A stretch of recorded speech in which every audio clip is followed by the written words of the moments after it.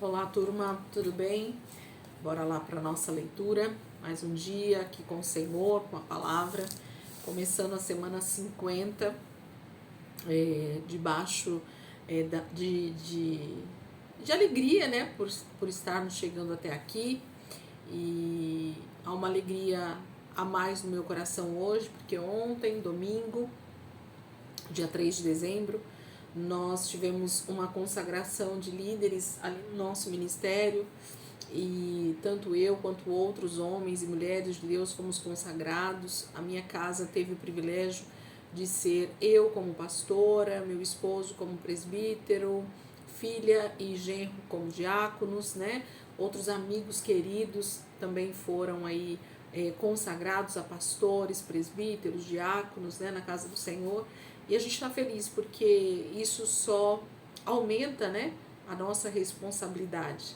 A nossa alegria é por saber que o Senhor confia em nós, tem confiado em nós e nós vamos continuar então trabalhando em prol do reino, né? Há um trabalho a ser feito, vidas estão indo para o inferno e nós somos os responsáveis por pregar este evangelho, falar desse grande amor, viver o amor de uns para com os outros, para que essas pessoas sejam levadas até Jesus como nós um dia fomos, né? Então há só uma responsabilidade maior sobre nós e a alegria é pela confiança, né, do Senhor em nós. Amém? Vamos orar, gente? E quero agradecer vocês por estarem comigo até aqui, semana 50, né? Deus tem sido muito bom.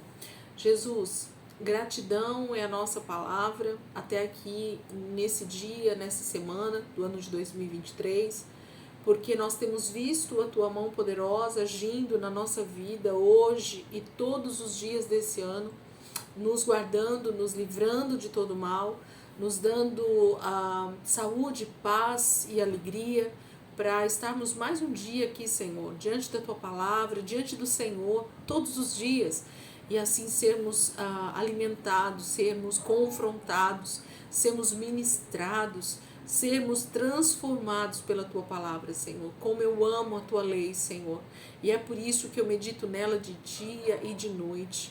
A Tua palavra, Senhor, ela é aquela que realmente toma todo o meu pensamento, todos os dias, em todos os momentos. A Tua palavra tem estado na minha boca e no meu coração. E é assim, Senhor, que eu quero permanecer todos os dias da minha vida. É assim que eu oro pela vida dos meus irmãos também, Senhor, que estão aqui comigo. Que essa palavra que está diante de nós agora, Senhor, seja o nosso maior prazer, seja o nosso alimento todos os dias, seja o nosso norte, seja o nosso guia de vida, seja o nosso modelo para a transformação, Jesus. Eu quero te agradecer, Pai, e te dizer que nós amamos a Tua presença, desejamos ardentemente a Tua presença todos os dias. Por isso nós estamos aqui, Jesus. Muito obrigada, Pai. Amém. Amém, queridos. Glória a Deus. Alegria estar mais uma semana aqui começando com vocês, né? Semana 50, então, dia 1º dessa semana, nós vamos continuar aqui em 1 Coríntios. A gente vai até quinta-feira lendo 1º e 2º Coríntios, e aí em seguida a gente volta para Atos e começa Romanos, ok? É a sequência aqui da nossa ordem cronológica dos fatos, em nome de Jesus. Então vamos lá, 1 Coríntios, capítulo 15, diz assim: Agora, irmãos, quero que lembre do evangelho que eu anunciei a vocês. Vocês o receberam e a sua fé está solidamente edificada sobre esta mensagem. E é esta a boa nova que os salva, se vocês ainda crerem firmemente na palavra que eu anunciei a vocês. Se não, vocês creram em vão. Eu lhes transmiti desde o início o que me foi transmitido, isto é, que Cristo morreu por nossos pecados, de acordo com as Escrituras, e que foi sepultado e ressuscitou 3 dias depois, segundo as Escrituras. Ele apareceu a Pedro e mais tarde aos 12. Depois disso, ele apareceu a mais de 500 irmãos de uma só vez, muitos dos quais ainda estão vivos, embora alguns já tenham morrido. Depois apareceu a Tiago e mais tarde a todos os apóstolos. Por último, ele apareceu também a mim, bem depois dos outros, como se eu tivesse nascido fora de tempo. pois sou o menos merecedor de todos os apóstolos. Nem deveria ser chamado de apóstolo, porque persegui a igreja de Deus. Mas, pela graça de Deus, eu sou o que sou, e a graça que ele me concedeu não ficou sem resultados, pois tenho trabalhado mais arduamente do que todos eles, embora não fosse eu que efetivamente estivesse fazendo a obra, e sim a graça de Deus que está comigo. Não faz diferença alguma quem trabalhou mais arduamente, se eu ou eles. O importante é que nós pregamos o evangelho a vocês e vocês creram nele. Mas, se vocês creram no que nós pregamos, ou seja, que Cristo ressuscitou dentre os mortos, por que alguns de vocês andam dizendo que não existe ressurreição dos mortos?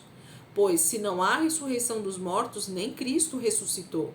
E se ele ainda está morto, então toda a nossa pregação é inútil e a fé que vocês têm também é inútil. E nós, os apóstolos, seremos todos considerados falsas testemunhas de Deus, porque dissemos que Deus ressuscitou Cristo, e isto logicamente não é verdade se os mortos não ressuscitam. Se eles, os mortos, não ressuscitam, então Cristo também não ressuscitou. E se Cristo não ressuscitou, a fé que vocês têm é inútil e vocês ainda estão sob condenação dos seus pecados. Nesse caso, todas as pessoas que já morreram em Cristo estão perdidas. E se o fato de sermos servos de Cristo só nos traz esperança para esta vida, então somos os mais infelizes de todos os homens.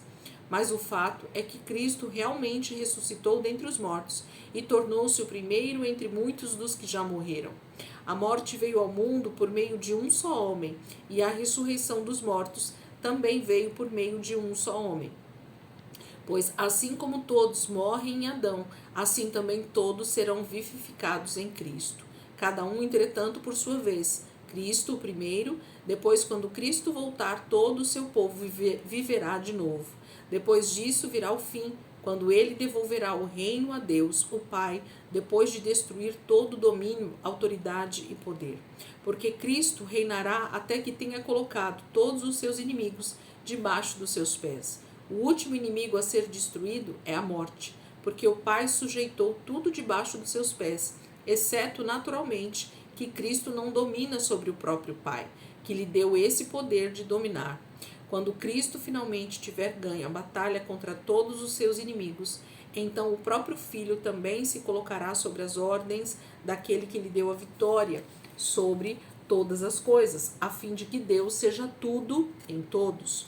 Se os mortos não ressuscitam, que farão aqueles que se batizam pelos mortos?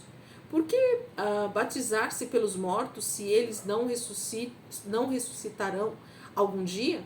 E por que devemos nós mesmos estar arriscando continuamente nossas vidas, enfrentando perigos a todo instante? Pois eu enfrento a morte diariamente, irmãos. Isto é tão verdadeiro quanto o meu orgulho em ver o crescimento de vocês em Cristo Jesus, nosso Senhor. E que vantagem há em lutar contra os animais selvagens em Éfeso, se é somente pelo que eu ganho nessa vida aqui na terra? Se é verdade que os mortos não ressuscitam, façamos conforme diz o ditado: comamos e bebamos, porque amanhã morreremos. Não se deixe enganar, as más companhias corrompem os bons costumes. Tomem juízo e deixem de pecar, para a sua vergonha. Eu lhes digo que alguns de vocês nunca realmente conheceram a Deus. Alguns, entretanto, podem perguntar: como é que os mortos ressuscitarão? Que tipo de corpo terão eles? Não façam essas perguntas tolas. Vocês encontrarão a resposta em seu próprio quintal. Quando se enterra uma semente no chão, ela não se transforma numa planta, a não ser que morra primeiro. E quando você semeia, não semeia o corpo já formado da planta. Tudo o que se enterra no chão é uma semente de trigo ou outra semente qualquer.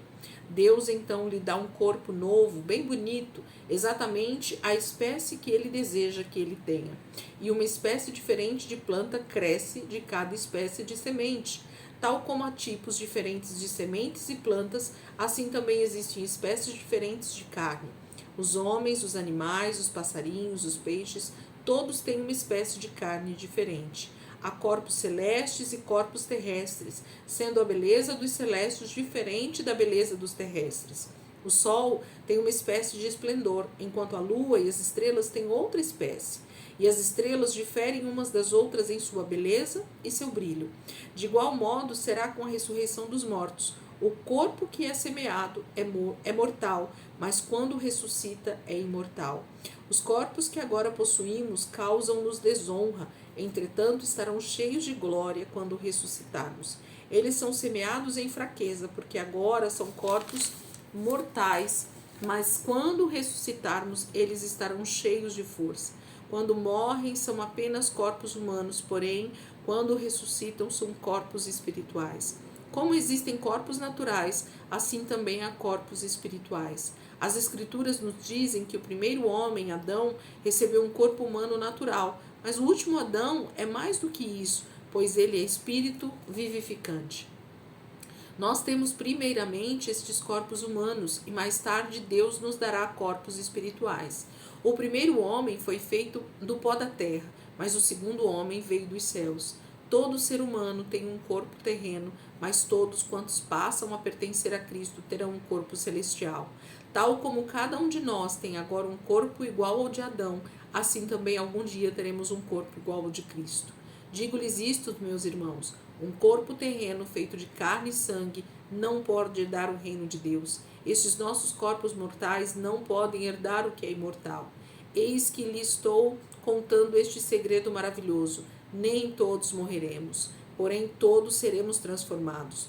Tudo acontecerá num instante, num piscar de olhos, quando for tocada a última trombeta, porque virá do céu um toque de trombeta, e todos os que já morreram de repente ressuscitarão com novos corpos que jamais morrerão, e todos nós seremos transformados, porque os nossos corpos terrenos, os que temos agora e que são mortais, precisam ser transformados em corpos imortais, que não podem morrer. Assim, quando o que é corruptível se revestir do que é incorruptível e o que é mortal se revestir do que é imortal, então finalmente se tornará verdadeira esta escritura. A morte foi tragada na vitória. Ó morte, onde está a sua vitória? Onde está, ó morte, o seu aguilhão? O aguilhão que causa a morte é o pecado, e a força do pecado é a lei. Como agradecemos a Deus por tudo isso? É Ele quem nos faz vitoriosos por meio de Jesus Cristo, nosso Senhor. Portanto, meus queridos irmãos, já que é certa a vitória futura, sejam fortes e firmes, sempre dedicados ao trabalho do Senhor, pois vocês sabem que nada do que vocês fazem para o Senhor é inútil. Capítulo 15, Paulo se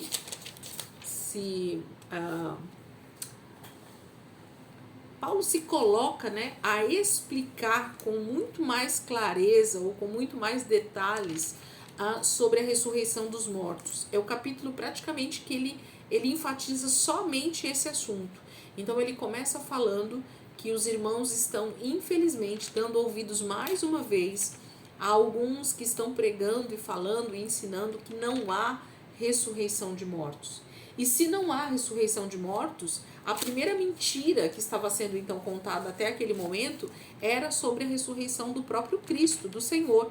E se o Senhor não ressuscitou, a nossa fé, a nossa salvação, ela é uma mentira, ela é inútil, não adianta para nada. Se Cristo não ressuscitou, nós não fomos salvos. Essa é a grande questão. E Jesus diz que ele é a primícia na ressurreição, ele é o primeiro, que está ressuscitando dos mortos para a vida eterna.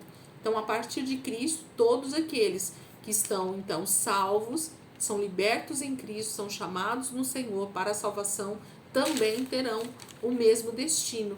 Depois da sua morte, haverá a ressurreição. E aqueles que, na volta de Jesus, não estiverem mortos, eles, então, serão transformados e estarão com o Senhor eternamente. Então, Paulo está explicando aos irmãos sobre a ressurreição dos mortos, sobre essa questão da volta de Jesus, e é o momento em que todos ressuscitarão e estarão com ele.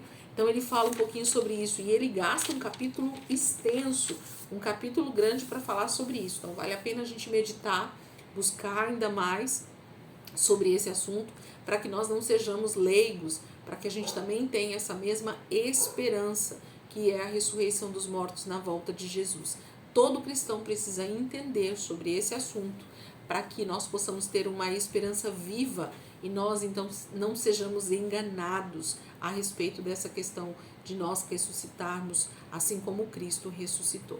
Capítulo 16, e é o último texto de 1 Coríntios. Amanhã a gente já começa o livro de 2 Coríntios. Capítulo 16. Agora darei instruções com respeito ao dinheiro que vocês estão coletando para enviar aos santos de Jerusalém. Estas instruções são as mesmas que eu dei às igrejas da Galácia. No primeiro dia da semana, cada um de vocês deve separar uma quantia de acordo com o seu ganho. Não esperem até que eu chegue para daí coletar tudo de uma vez. Quando eu for, enviarei para Jerusalém a sua oferta de amor junto com uma carta. Tudo será levado por mensageiros de confiança que vocês mesmos escolherão. E se for conveniente que eu também vá, eles viajarão comigo. Irei visitá-los depois de passar pela Macedônia, pois vou passar por lá. Pode ser que eu fique mais tempo com vocês, quem sabe o inverno todo. E assim vocês poderão me ajudar a continuar a minha viagem aonde quer que eu vá. Dessa vez, não quero fazer apenas uma visita de passagem e logo prosseguir viagem. Quero ficar algum tempo com vocês, se o Senhor o permitir. Permanecerei aqui em Éfeso até o Pentecostes, porque se abriu uma porta bem ampla e promissora para mim, embora haja muitos inimigos. Se Timóteo for, façam tudo para que ele se sinta em casa, pois ele está fazendo a obra do Senhor, assim como eu. Não deixe ninguém desprezá-lo, mas envie-no de volta a mim em paz, pois espero ansiosamente vê-lo, assim como os outros irmãos. Pedi a Apolo que junto com os irmãos visitasse vocês, porém ele achou que este não era o momento. Ele irá vê-los mais tarde, quando tiver boa oportunidade. Estejam vigilantes, permaneçam fiéis ao Senhor, portem-se como homens de coragem e sejam fortes, e tudo quanto fizerem, façam com amor. Vocês se lembram de Estéfanas, a sua família? Eles foram os primeiros a se tornar servos de Cristo na província da Acaia, e estão se dedicando na ajuda e serviço aos santos. Eu lhes peço, irmãos, que sigam a orientação deles e façam tudo quanto puderem, a fim de ajudá-los, bem como a todos os outros semelhantes a eles, que cooperam e trabalham incansavelmente conosco. Estou muito contente que Estéfanas, Fortunato e Acaico tenham chegado aqui para uma visita. Eles trouxeram a ajuda que vocês, por não estarem aqui, não puderam me dar. Eles me têm animado grandemente, tem sido um maravilhoso estímulo para mim, como estou certo de que foram para vocês também. Espero que vocês valorizem o trabalho de homens como estes. As igrejas daqui da Ásia enviam saudações afetuosas a vocês. Áquila e Priscila os saudam afetuosamente no Senhor, bem como todos os outros que se reúnem na casa deles. Todos os irmãos daqui me pediram que os saudasse. Saudem uns aos outros com um beijo de irmão. Eu escrevi as palavras finais desta carta com meu próprio punho. Se alguém não ama o Senhor, essa pessoa é maldita. Vem, Senhor Jesus. Que a graça do Senhor Jesus Cristo esteja sobre vocês. Que o amor esteja com todos vocês, pois todos nós pertencemos a Cristo Jesus. Amém. Então, o capítulo 16, ele está falando sobre o socorro financeiro que eles estavam preparando para os irmãos que estavam em Jerusalém, por conta da crise financeira que estava se abatendo no Império Romano, principalmente lá em Jerusalém, com os irmãos cristãos que estavam sendo totalmente perseguidos e mortos, e havia realmente uma dificuldade financeira extrema nesse momento da história. E Paulo então está alertando os irmãos para que não deixem para separar esse valor de última hora, e que ele queria estar com eles, e Apolo também iria em algum momento, Timóteo estava indo na frente, e ele está dando recomendações, então, finalizando essa carta. Amém, meus irmãos? Que vocês possam aí aproveitar essa segunda-feira, quem tem um tempinho a mais, está dedicando um tempo ao Senhor, preparando aí realmente o coração para receber tudo que o Senhor tem essa semana 50 para nós, né? Nós já estamos na semana 50, e nós temos aí só a semana 50, 51, 52 e 53. Estamos chegando na reta final, né? Faltam 4 semanas para que a gente finalize aí o ano de 2023 da nossa leitura. E em nome de Jesus a gente vai chegar até esse dia, se o Senhor nos permitir. E dia 1º de janeiro de 2024, iniciamos nosso próximo ano, né? E nossa próxima leitura. Não vamos parar. A gente não é daqueles que param no meio do caminho, né? Mas até Jesus voltar, nós temos essa incumbência, né? Ou essa decisão de estar aos pés do Senhor, aos pés da palavra. E eu tenho certeza que você tem crescido no Senhor durante esse ano e você vai continuar crescendo no Senhor durante o ano de 2024 também. Decida, né? Você que está conosco só aqui no Novo Testamento, que pegou só alguns, né, dias desse ano, você que começou lá em janeiro com a gente, mas no meio do caminho deu uma parada e agora retomou, que em 2024 você possa começar e possa terminar conosco. Esse é o desejo do meu coração, esse é o desejo do Senhor, que a gente esteja firmes, que esse propósito da leitura diária se torne realmente uma rotina na nossa vida, e essa rotina ela é tão prazerosa que ela nos alimenta, ela nos fortalece, ela nos faz crescer no Senhor, ela nos faz desejar trazer outras pessoas, inclusive para essa leitura também. Então que você possa aí fazer grupos de amigos para estar lendo juntos também, né? Já incentivei muito vocês a fazerem isso, porque eu sei que dá um resultado maravilhoso estar junto com pessoas que nós amamos fazendo essa leitura em nome de Jesus. Amém, queridos? Deus abençoe. Ótimo início de semana para nós todos, e amanhã, se Deus quiser, a gente continua a nossa leitura e amanhã nós começamos então a segunda carta aos Coríntios, né? Paulo continuando aí as suas instruções à igreja que estava na cidade de Corinto. Amém? Deus abençoe e até amanhã, se Deus quiser.